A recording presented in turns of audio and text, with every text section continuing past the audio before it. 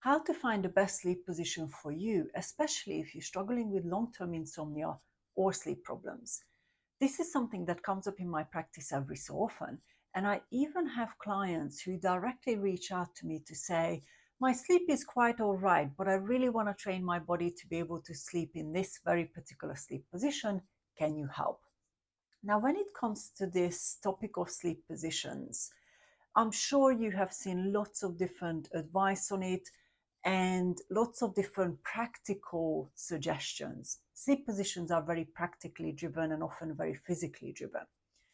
But in today's video, I wanted to talk to you about how I help a client to even decide what sleep position might be better for them and how to train the body and the mind to even embrace that position without struggling or creating more tension. And there's a couple of different things I look at when a client wants to even explore this topic of sleep positions. Now, before we do that, what I wanted to talk to you about is please don't take general advice on this. Sleep positions is one of those things that is more complex than what it might sound like initially.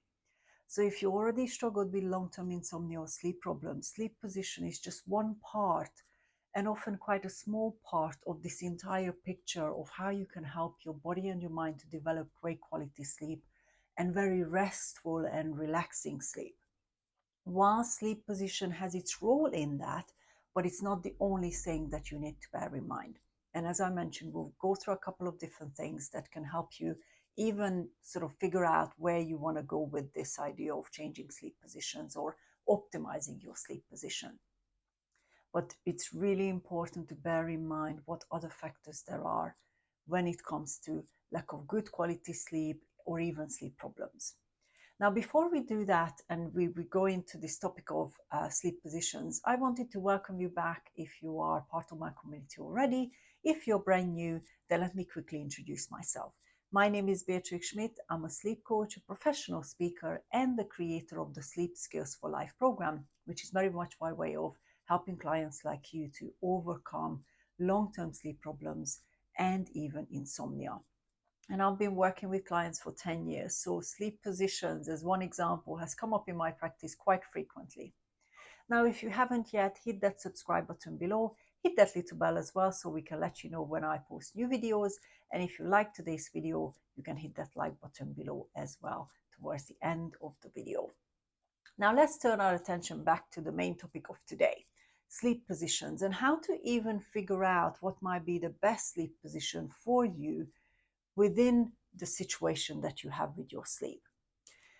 As I mentioned earlier, sleep position is one part of this really big picture of sleep, but often people actually get quite curious about or almost sometimes even attached to a position, a sleep position, because it seems to promise a solution for a lot of different issues. But what's more important is we don't confuse ourselves about what might be the root cause of a sleep problem or sleep struggles. And sleep position is no different. Just because you think that you've read an article and that article suggested that that is the best sleep position, it doesn't make it true for every single person in certain circumstances. So let me give you a couple of examples. So if you have recently had an injury and sleeping in a very particular sleep position actually causes you more discomfort, then right there your body is saying to you that it is not appropriate for you.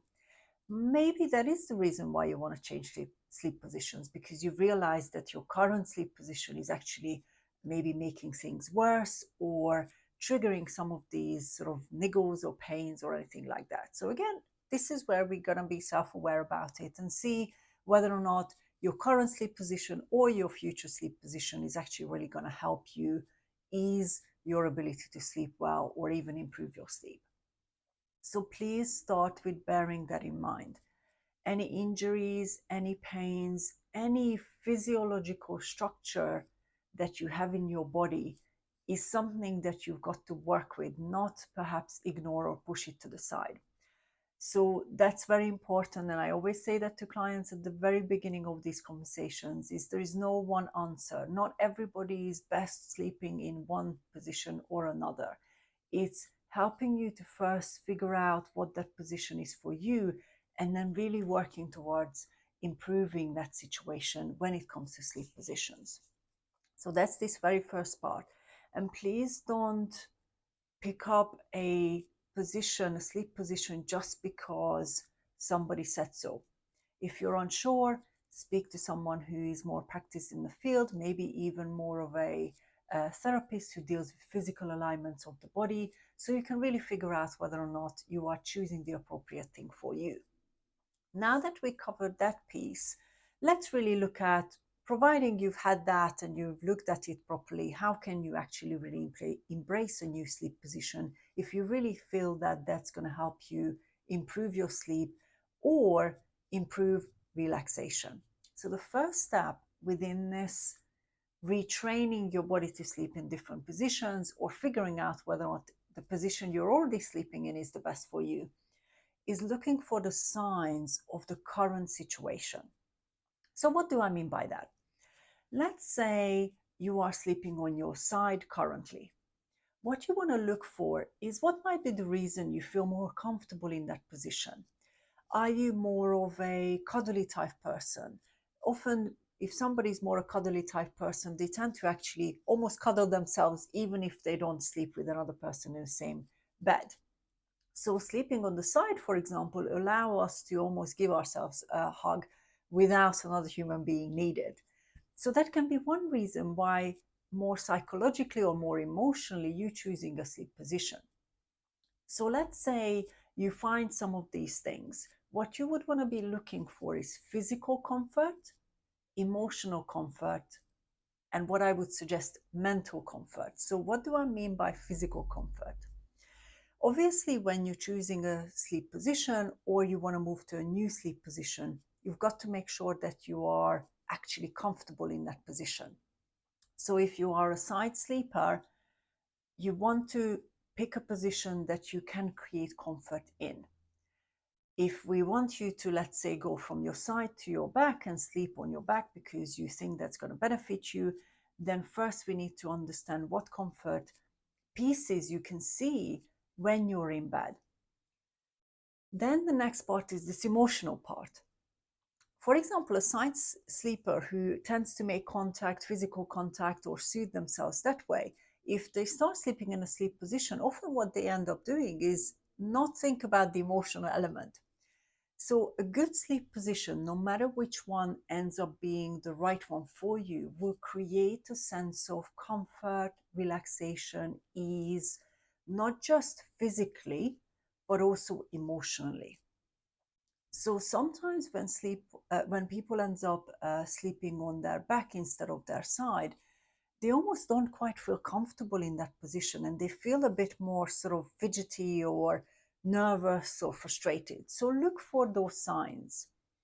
So that would be this emotional part. You would want to be emotionally stable and relaxed and calm, whatever best position you pick. And that's going to be that sign you want to look for if it is really truly a best position for you. Then we've got this mental part that I mentioned earlier.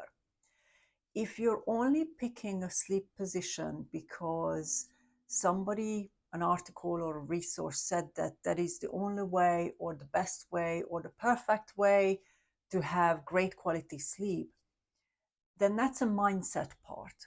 If you think that you can't possibly improve your sleep or overcome your insomnia or sleep problems in any other sleep position, and you hang on to this idea of that best position, you often actually create mental tension because you want to force your body to sleep in that position, but maybe that's not really the position that your body is most comfortable in. So you're going to put mental pressure. Often it comes with judgment, criticism, and sort of really thinking about it. So as you're climbing into bed, you're really thinking about, I must sleep in that position because that's going to be the best for me. So it's really important to bear that in mind. If you're forcing your body and your mind to sleep in a certain position and that creates mental tension, you're going to be further away from relaxation than closer to it. But it doesn't mean that you can't train the body and the mind to embrace a new position over a period of time. But it's not going to come from this idea of perfectionism in some way. That first step that I mentioned, really looking at where you're at, has to be the foundation of choosing whatever position you end up aiming for. Now, once you figured out what you even find emotionally, physically, and mentally, you can then start to build up towards a change.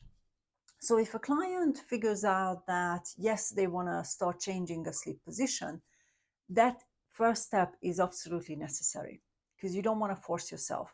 Once you actually fall asleep, your body and your mind will naturally go back to its comfort place, because that's what your body and your mind does while you sleep. It protects you, it wants to create the best position based on where you're at.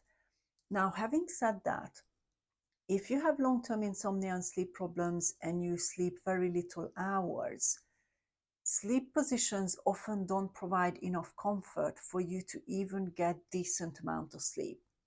So again, we have to look at where you're at. Sleep position is a very small part of very complex sleep problems or long-term insomnia. So bear that in mind as well.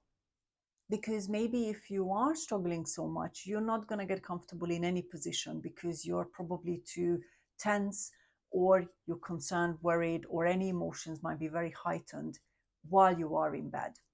So you can't actually just pick a position based on an article when you've got all these other things showing up as part of your sleep problem or insomnia. So that's that little word of warning, I guess, in this big complex topic of long-term problems. So once you actually figured out what some of these baselines are, or these things you can find from certain positions, you can then start thinking about, okay, so how can I train my mind and my body to start embracing a new position? So remember, I used this word embrace, relaxation, comfort. Force is not the way to go. But the way you then train the body and the mind is you start actually creating comfort, relaxation in a new position. But I suggest that you do that while you're actually awake first. But this is not about spending time in bed during the day. That's not what I mean. So, for example, if you're a side sleeper and you want to train yourself, or you think sleeping on your back is going to be a better option for you, then what I would suggest is maybe at a weekend or whenever you've got a bit more time, you want to create a position where you can explore that during the day, further away from your nighttime. So let's say you pick half an hour or 20 minutes one day and you actually lie down on your back. You can take the pillows maybe from your bed, but please don't do this in bed because that's not what the purpose of this exercise is.